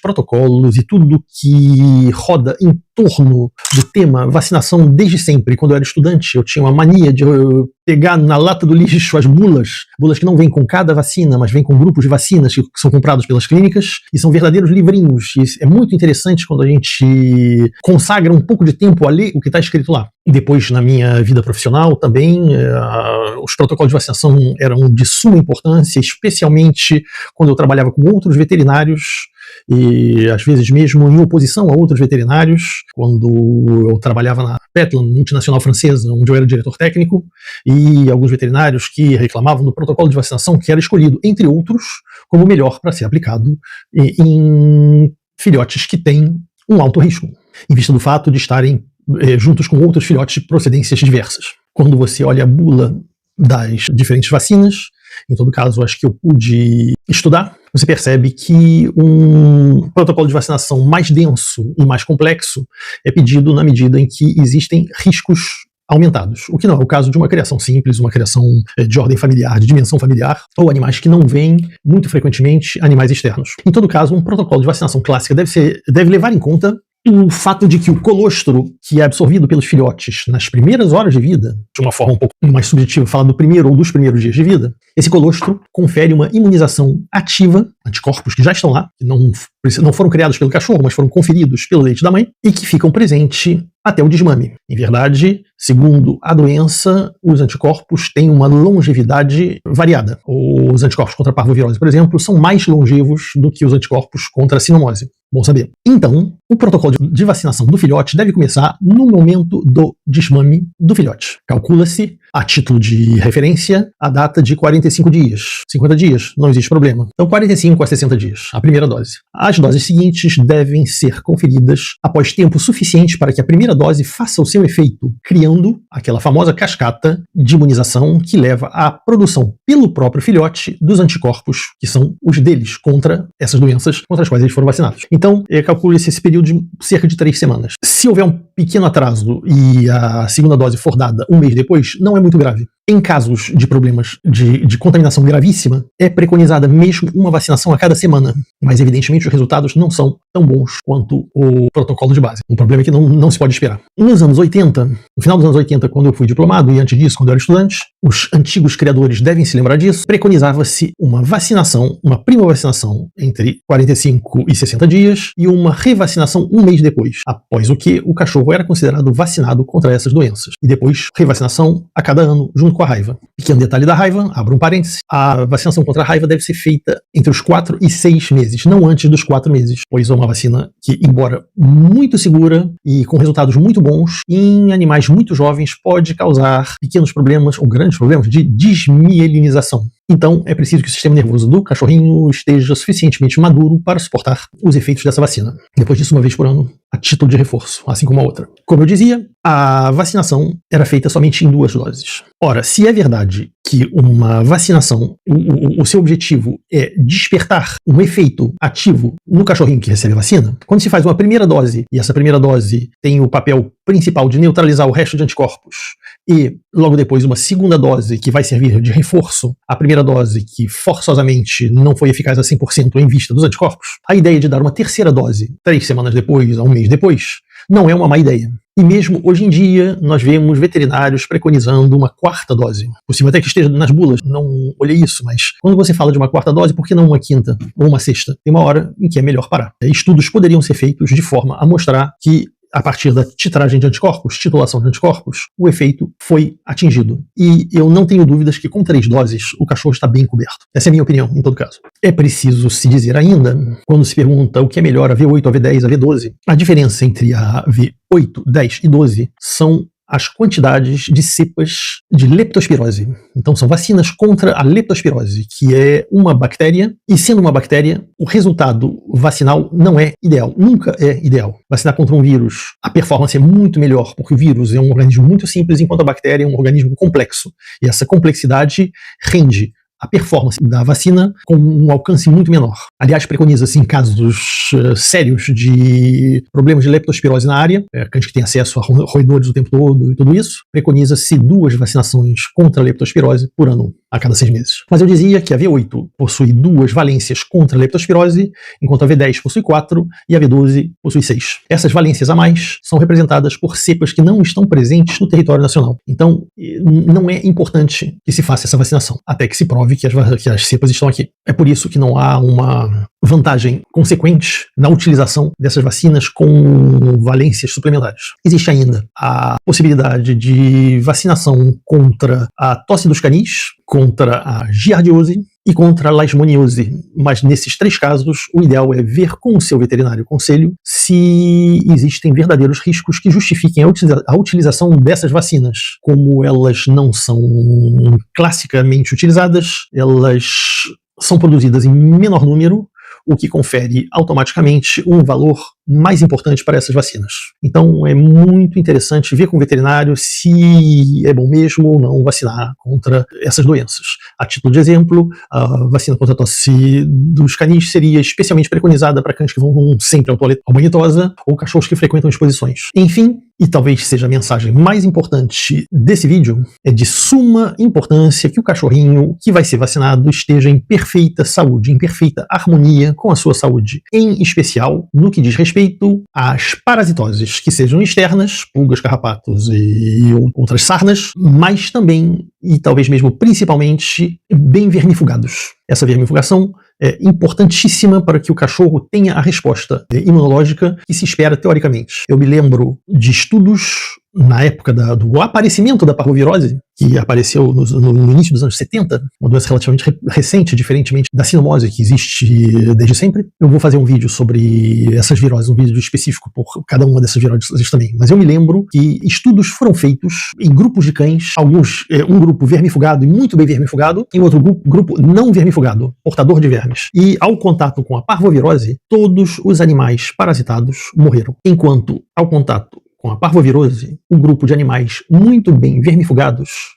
mostrou a doença de forma subclínica. Pequena diarreia, alguns tiveram vômito, outros não, e se livraram da doença sozinho ao final de pouquíssimos dias. Isso mostra a importância da vermifugação para que a vacinação faça realmente o seu efeito. E essa é a mensagem mais importante desse vídeo. Não esqueçam de deixar o like, eventualmente os seus comentários, que são preciosos, e se inscrever para que esse canal possa ser divulgado pelo YouTube para outras pessoas que têm o mesmo interesse que nós. Nós falamos de protocolo vacinal e dessa vez nós vamos falar de protocolo de vermifugação, que é tão importante quanto e talvez mesmo mais importante, vermifugação preventiva. Muito importante e a realizar antes mesmo da vacinação, porque se a vacina ela é realizada para que o cachorro tenha defesas contra eventuais doenças que ele pode ou não encontrar, uma vermifugação deve ser realizada contra parasitas intestinais que com certeza ele já encontrou. E por que ele já encontrou? Um cliente poderia dizer, mas o meu cachorro não tem vermes, eu tomo cuidado, eu presto atenção, eu tiro mesmo os sapatos quando eu chego em casa depois de dar uma passeada. Então vamos lá. Você faz sempre o mesmo caminho para ir à padaria. Nesse mesmo caminho, algumas semanas antes, um cachorro de rua, que tem os parasitas intestinais em equilíbrio com ele mesmo, defecou, e essas fezes, com o sol, com o tempo, viraram poeira. Poeira sobre a qual você andou com os seus sapatos. Você foi à padaria, comprou o seu pão, voltou para casa, tirou os sapatos para entrar em casa, porque você não quer que o seu cachorro tenha problemas de vermes. E ao colocar a mão no seu sapato, você pegou um pouco da poeira na sua mão. E quando você fez o carinho na cara do cachorro, o cachorro lambeu a sua mão, ele se contaminou. A contaminação por parasitas intestinais pode acontecer o tempo todo e é quase impossível evitar isso. Aliás, os cães vivem em equilíbrio. Se o homem não existisse, eles viveriam em equilíbrio com esses parasitas intestinais. E evitar isso a 100% equivaleria a colocar o cachorro numa bolha de ar, e lá ele seria defendido contra tudo e contra todos, mas se um dia ele saísse dessa bolha, ele ia ser muito mais fraco por não ter defesa quase nenhuma contra esses diferentes micróbios que existem em todos os lugares. Agora eu estou falando para uma câmera que está a 1 metro de mim. Entre mim e essa câmera existem vários micróbios flutuando e não há nada a se fazer contra isso. A gente tem defesas naturais para isso. Então, o cachorro tem já as suas defesas contra esses parasitas, parasitas esses cuja função não é acabar com o seu cachorro. A função é entrar em equilíbrio com o seu cachorro e poder tirar o quinhão que ele precisa sem muito incomodar o cachorro. Então, todo parasita procura um equilíbrio com seus hóspedes. E, evidentemente, nós estamos lá para evitar o máximo possível a presença desses parasitas. Essa é a razão da necessidade de vermifugação preventiva, que às vezes nem preventiva é, mas vermifugação preventiva com uma regularidade draconiana. Começa-se a vermifugar preventivamente um filhotinho antes mesmo do desmame. E um bom criador já terá vermifugado a mãe antes mesmo do cio. A migração de vermes pode ser transplacentária. E a migração de vermes da mãe para os filhotes pode ser através da amamentação também. São as pestinhas esses vermes. De quais vermes estamos falando? Os principais, os mais frequentes, são os Toxocara, os do gênero Toxocara, que são o equivalente às lombrigas do homem. Do gênero Ankylostoma, os ankylostomos são vermes redondos, bem pequenos, de meio centímetro, difícil de vê-los, mas que fazem um estrago enorme a nível das paredes internas do intestino delgado. Enquanto os Toxocara, eles vivem no intestino e pegam o que está flutuando em relação à alimentação que eles precisam, os ankylostomos, eles se prendem às microvilosidades intestinais e fazem pequenos ferimentos, e quando tem muitos, quando a infestação é importante, pode-se notar uma diarreia sanguinolenta, às vezes com um pouco de muco. Esse muco é ligado à alergia ou ligado à infecção secundária causada pelas bactérias intestinais que atacam essas feridas também. E tudo isso dá um quadro de diarreia hemorrágica muito parecido com o da parvovirose. E esses são os nematódios, que são vermes redondos. Existem ainda trematódios e existem os cestódios. Os cestódios são as tênis para o homem, que são representadas no cachorro pelo Dipyridium caninum, que é um verme achatado, como um cestódio, que é transmitido pela pulga. O cachorro tem pulga, ele se coça, e quando ele se coça, ele acaba ingerindo uma pulga ou outra, e aí ele fecha o ciclo e começa a infestação pelos dipilídeos. Então, uma boa vermifugação preventiva, ela deve ser de amplo espectro, ela deve alcançar não apenas os vermes redondos, mas também os vermes chatos como os cestódios.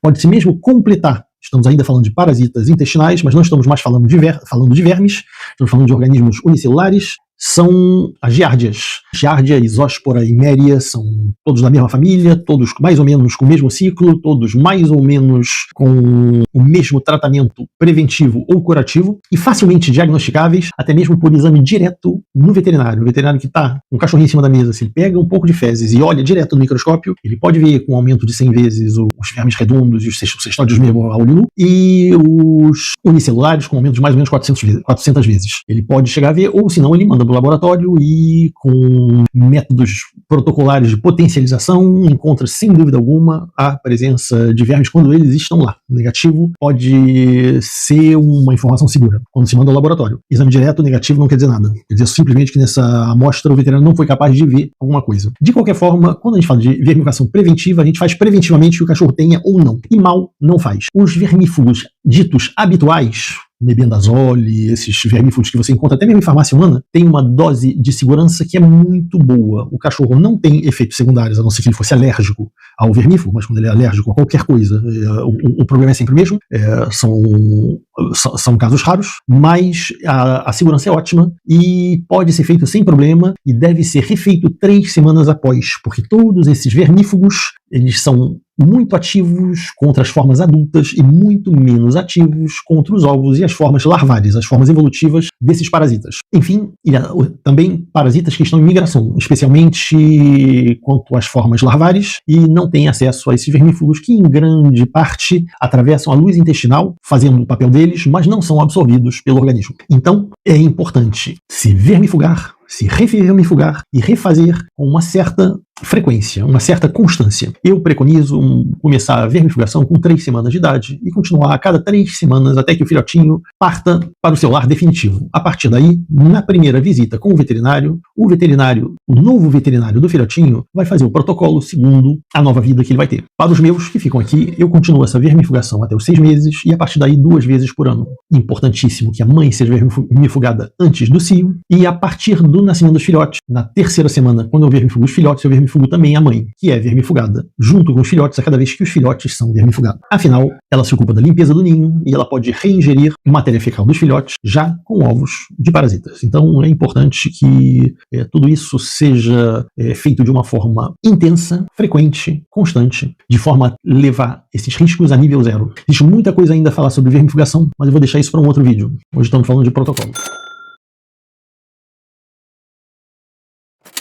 Nos dias de hoje, especialmente depois da pandemia ligada à Covid, nós todos podemos dizer que sabemos um pouco mais sobre como funcionam as vacinas e sobre a vacinação de uma forma geral. Mas, na verdade, existem ainda certos mitos que merecem ser esclarecidos quando se fala de vacinação, especialmente de vacinação dos nossos animais de companhia. Vamos falar sobre vacinas e certos mitos e lendas que estão sempre presentes quando se fala de vacina.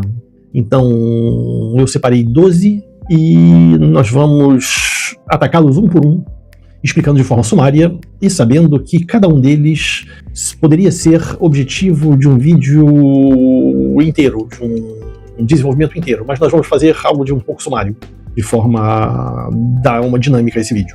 Então, primeiro mito: a vacina pode causar a doença. Você vacina o seu cachorro e alguns dias depois ele apresenta a doença e você pensa que a culpa é da vacina. Ora, não é bem assim. Em primeiro lugar, toda vacina tem um controle de qualidade rigoroso, profissional, técnico, que impede completamente que a doença que ela combate seja causada por ela.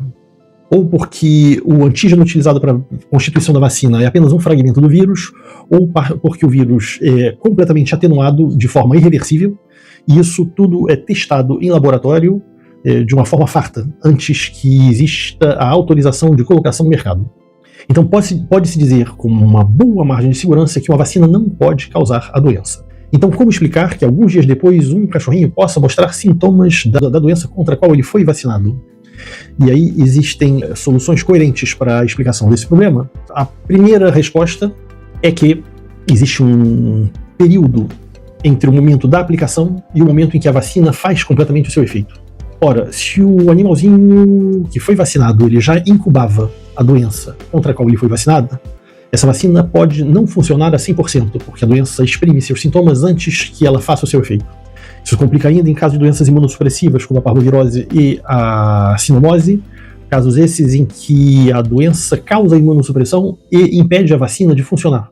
Uma segunda hipótese são simplesmente sintomas que mimetizam sintomas de outras doenças. Um cachorro que é vacinado contra a tosse dos canis e que pega um resfriado, por exemplo, ele pode tossir sem que seja o incriminado seja a etiologia contra a qual ele foi vacinado. Essa é uma situação complexa, mas pode-se dizer com certeza que não foi a vacina que causou o desencadeamento da doença.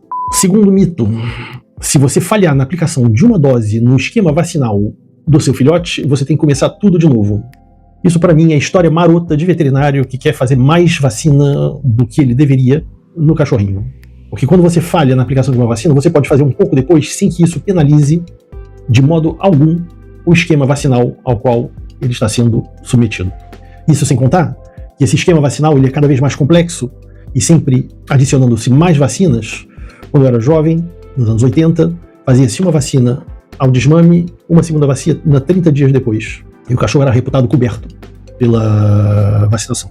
Com o avanço da tecnologia e da quantidade de clínicas veterinárias em cada esquina, a gente começou a fazer esquemas vacinais com 3 e mesmo 4 vacinas, o que pessoalmente eu considero um exagero.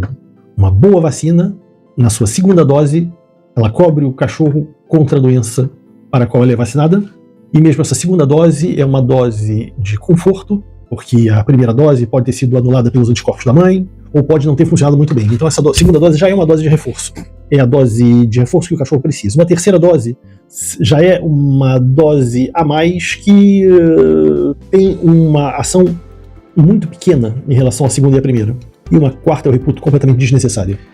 Terceiro mito, a proteção da vacina contra a raiva dura 1 ano. Bem, vamos começar pelo aspecto oficial. O Brasil é um país que não é endêmico de raiva, então os cães devem ser oficialmente vacinados contra a raiva todo ano. Mas a pergunta é o que acontece na véspera do final desse período? Ora, será que a proteção acaba imediatamente? Vamos lá, quando a gente faz a vacina, existe um período de poucas semanas, 2 a 3 semanas, em que a proteção vacinal se instala. Existe toda uma cascata imunológica que é colocada em ação e a taxa de anticorpos sobe vertiginosamente, atingindo esse ápice no final de 3 semanas, mais ou menos, após a vacinação. A partir daí, ela assume um platô que se estende e que desce muito devagarzinho, bem devagar. E essa descida que faz com que muitas vacinas tenham que ser repetidas no final de um ano, o que não quer dizer que ela acabe abruptamente. Ela continua, mas a revacinação faz o pico subir de novo e a proteção vacinal subir de novo a 100%. Ora, estudos mostram que a proteção vacinal contra a raiva é uma proteção longeva e o cachorro fica protegido durante anos a fio após a vacinação. Mas ela deve ser realizada todo ano, de forma que o cachorro fique oficialmente coberto e você fique protegido mesmo por motivos de ordem civil. Se o seu cachorro morder alguém, ele tem que ser vacinado contra a raiva e você tem que poder provar isso. Quarto mito, eu tenho que vacinar contra todas as doenças possíveis cujas vacinas estão presentes no mercado. Ora, não é bem assim. Existem vacinas que são específicas por certas doenças que são endêmicas a certas regiões. A título de exemplo, a vacina contra a leishmaniose, por exemplo, existem regiões em que a leishmaniose é uma zoonose e está presente em certas regiões do Brasil e ausente em outras. Também é uma vacina cuja eficácia é um pouco polêmica, além de ser excessivamente cara. Vacina contra giardíase não precisa ser aplicada em cães de apartamento, por exemplo, a não ser que eles tenham contato com água parada numa casa de campo, ou visitas à fazenda, ou mesmo cães que passeiam no bosque, e aí eles podem ter contato. Mas as principais doenças são as que são incluídas na vacina a 10 valências, que é 8 a 10 valências, que é oferecida pelos veterinários como um esquema básico de vacinação. Todas as outras vacinas são segundo o modo de vida do cachorrinho e uma conversa entre o seu veterinário e você mesmo. A quinta é um mito que diz que vacinar contra várias doenças ao mesmo tempo causa confusão na memória imunológica do cachorro. Não é assim. O sistema imunológico do cachorro ele é apto a desenvolver resposta imunológica a várias valências ao mesmo tempo sem que isso cause problema algum. Não pode se vacinar V8, V10 e mesmo tosse dos canis, giardíase, leishmaniose, sem que isso cause um problema para o organismo do cachorro que não mistura as coisas. Se eu vacinei hoje, a proteção já está lá. Não. É preciso esperar vários dias, mesmo algumas poucas semanas, de forma a atingir aquele platô em que a imunidade do cachorro está no seu ápice. Quinto, vacinas contra bactérias têm proteção por 1 ano. E isso não é verdade. Da mesma forma que eu falei daquele ápice, aquele platô e aquela descida lenta por uma vacina tipo, quando nós falamos de vacinas contra bactérias, a título de exemplo, a leptospirose, que é uma espiroqueta, ou mesmo organismos unicelulares como a giardiose, a proteção é muito menos longeva na medida em que esses organismos são muito complexos e é difícil fazer uma proteção vacinal que perdure. Tem-se como base de reflexão o período de 6 meses para a valência ideal dessa vacina. Então, quando você tem um lugar endêmico para problemas de leptospirose, por exemplo, muitos ratos, você deve ter a atenção de vacinar contra a leptospirose 2 vezes por ano, de forma a atingir a proteção ideal. Vacinar um filhote desde bem cedo é melhor do que esperar o desmame. É um outro mito também, porque o cachorro é bem coberto pelos anticorpos maternos até o desmame. Esses anticorpos maternos eles são fornecidos pelo colostro, que é o primeiro leite materno, durante as primeiras horas de vida, 2 primeiros dias de vida no máximo, e eles têm uma ação ao longo do período em que os filhotes mamam. Logo após o desmame seria o período ideal para a primeira vacinação. Esse esquema vacinal ele só não é ideal em casos em que a doença está presente no ambiente. E nesse caso é preciso uma vacinação mais cedo. Para isso mesmo foi criada aquela vacina Novivac Puppy, que tem só 2 valências, contra a parvovirose e a sinomose, justamente para poder proteger os filhotes desde bem mais cedo, mesmo levando-se em consideração o colostro. Mas para mim, o protocolo de vacinação ideal é aquele em que as mães são muito bem vacinadas antes do cio. Eu vacino minhas reprodutoras, por exemplo, 2 vezes por ano. E então eu sei que elas têm toda a possibilidade de transmitir um colostro forte para os filhotes, que estariam então bem cobertos até o desmame, e somente então, o desmame a título de referência variável com a raça, mas a 40 a 45 dias, e a partir daí começar o protocolo de vacinação, que idealmente teria 2 injeções. Mas aqui no Brasil a gente tem que fazer 3 injeções, senão o esquema não é bem aceito, de uma forma geral. Uma boa vacina protege mesmo organismos debilitados. As coisas não são bem assim, porque a vacina precisa de uma resposta do organismo. E somente um organismo sadio consegue conferir a resposta ideal para uma vacina. Quando o organismo está debilitado, por exemplo, um cachorrinho que tem uma verminose, um cachorrinho que está saindo de uma doença, e quando nós o vacinamos, forçosamente a resposta da vacina não é a que nós poderíamos esperar. Então é muito melhor esperar um pouco que o cachorrinho fique bem, tratar eventuais problemas, e quando ele estiver em harmonia com o seu organismo, lá nós efetuamos o esquema de vacinação.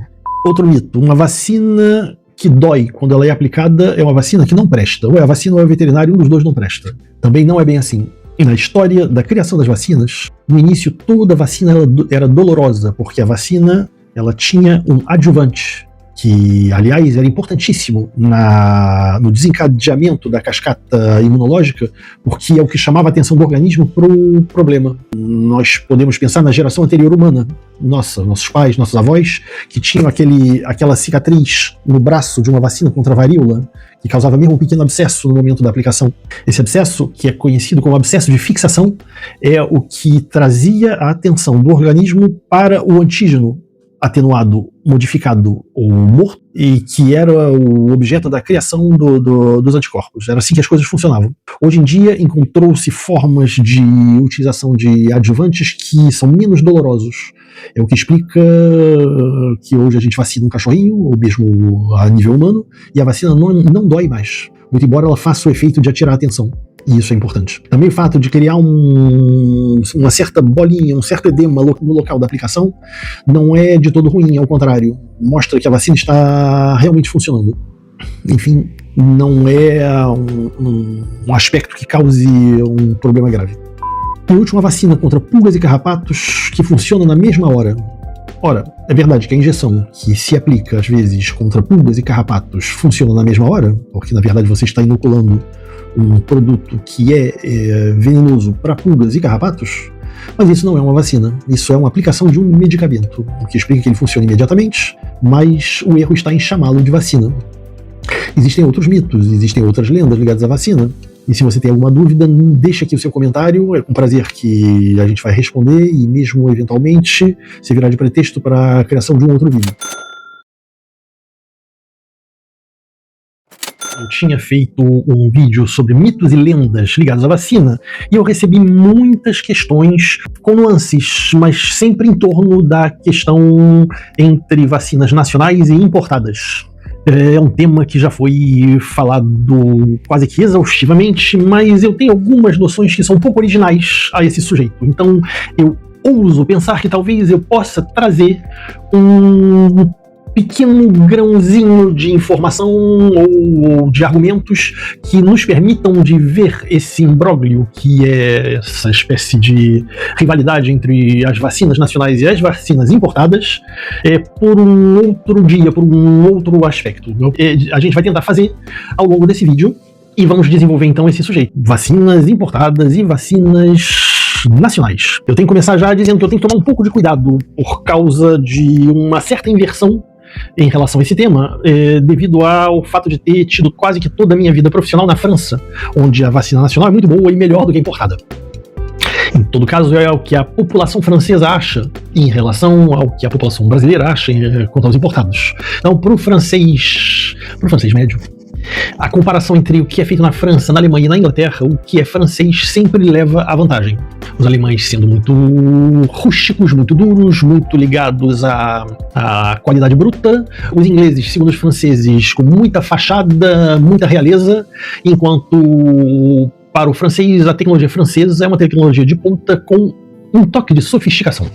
Aliás, sempre que eu faço um vídeo em português, eu faço também um vídeo em francês, que sai mais ou menos parecido um com o outro.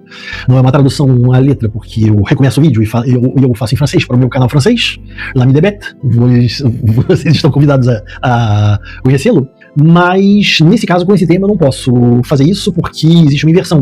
A vacina nacional é a preferida lá. Então, a nacional francesa, né? Eles trabalham com Novivac, eles trabalham com Virbac e essas marcas de vacina são as mais populares.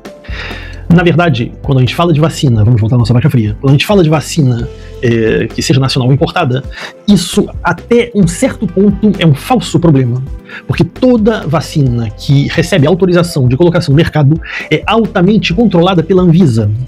E o problema então não é a tecnologia, porque as normas de fabricação, de assemblagem são muito estritas, e são estritas para as importadas como para as nacionais. Eu tinha o hábito, antigamente, de dizer uma coisa que eu não posso mais dizer hoje em dia, para quem dizia que a importada é que é boa, como 90% dos vídeos sobre isso nós encontramos no YouTube, por exemplo, quando se fala vacina importada ou nacional, a importada é que é boa, a nacional não tem que nem botar a mão, etc e tal. Eu costumo dizer, mas escuta, a doença que o teu cachorro vai pegar, ele é importada ou é nacional? O teu cachorro vai pegar a doença na esquina. Então talvez fosse bom que ele fosse vacinado com uma doença cujas cepas são aquelas que ele é passível de encontrar Isso serve como uma lógica um pouco simplista, né? E a partir de um espírito um pouco sofista, né? Mas as coisas não são bem assim.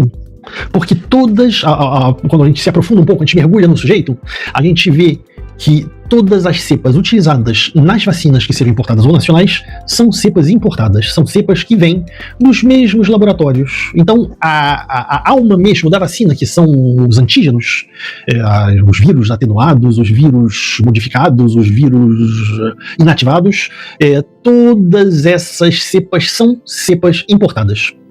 O que ocorre de diferente é a assemblagem, a preparação da vacina mesmo em território nacional, e isso é extremamente controlado, e não poderia ser de outra forma. Toda a parte de controle de transportes também é muito controlada, é o caso de dizer, e, enfim, os mesmos fornecedores que entregam para as clínicas veterinárias as vacinas importadas são eles que entregam as vacinas nacionais nos pontos de venda de vacinas nacionais. E é aí que o problema começa. O problema está na parte final de armazenamento e, eventualmente, de aplicação da vacina. Em verdade, a vacina não deveria ser comercializada. Uma vacina implica em serviço, e esse serviço deveria ser fornecido somente pelos veterinários. Veterinários esses que sabem como armazenar, em parte final, as vacinas em uma câmara fria própria, a uma temperatura que não seria inferior a 2 graus e não seria superior a 8 graus, respeitando essa amplitude, tendo-se certeza que não houve falta de luz durante a noite, sem a presença de um gerador, por exemplo, ou seja, com cuidados extremos e rigorosos em relação à manutenção dessa qualidade que é necessária até o último momento. Vamos lá, não tem nada menos rigoroso do que um saquinho plástico com um pouco de gelo e alguns frascos de vacina dentro, que são entregues à pessoa que compra uma vacina numa loja agropecuária, que vai pegar o ônibus ou o carro para chegar em casa daqui a vários minutos. O que acontece dentro desse saquinho? Primeiro, quando a dose está em contato com o gelo, a temperatura é inferior a 0. E depois, quando o gelo dissolve, a temperatura sobe. Então, você não tem o rigor necessário quanto à constância da temperatura de manutenção dessas vacinas. E aí é que mora o problema. Agora vamos falar do problema. O meu cachorro vai pegar a doença contra a qual ele foi vacinado. Não, isso não existe. As vacinas têm segurança suficiente para que se possa afirmar que uma vacina não causa a doença. O que pode acontecer é que ela funcione mal, ou mesmo que ela não funcione. E isso explica por que as vacinas nacionais, quando se faz uma espécie de apanhado, sempre em diagonal, porque não existem trabalhos científicos ligados a isso, infelizmente, tem-se a impressão de que as vacinas nacionais funcionam menos do que as importadas. Mas o problema não é com as vacinas, o problema é com essa gestão final. Existe também um outro aspecto. Um veterinário que aplica a vacina num cachorrinho, ao mesmo tempo ele faz uma consulta preventiva, que está incluída no valor da vacina. O cachorrinho chega, ele está bem, e o veterinário confirma que ele está bem, dá uma olhadinha nos linfonodos, se eles não estão inchados, vê se o cachorrinho está feliz, está alegre, olhar no estado geral do cachorrinho, vê se ele não tem uma barriga muito grande, barriga d'água, que seria talvez ligado a vermes ou hipoproteinemia. Pequeno exame, tudo isso em frações de segundos. Um veterinário que coloca a mão no cachorro, ele usa os 5 sentidos para ter certeza que o cachorrinho está bem. Além disso, ele tira a temperatura, o cachorro que tem a temperatura alta não deve ser vacinado. E quando ele decide que o cachorro está suficientemente bem para a vacina, ele aplica a vacina e ele se compromete. Como? Ele pega a tarjetinha ou a vinheta da vacina, coloca na carteirinha de vacinação ou num certificado de vacinação. Nessa tarjetinha existe a data de fabricação, o número de série da vacina, tudo isso é traçável, e a data de validade. Ao lado dessa tarjetinha ele coloca o carimbo com o número de CRMV, número do Conselho Regional de Medicina Veterinária dele, e ele assina. O que quer dizer que ele se compromete quanto ao fato de ter feito essa vacina em boas condições.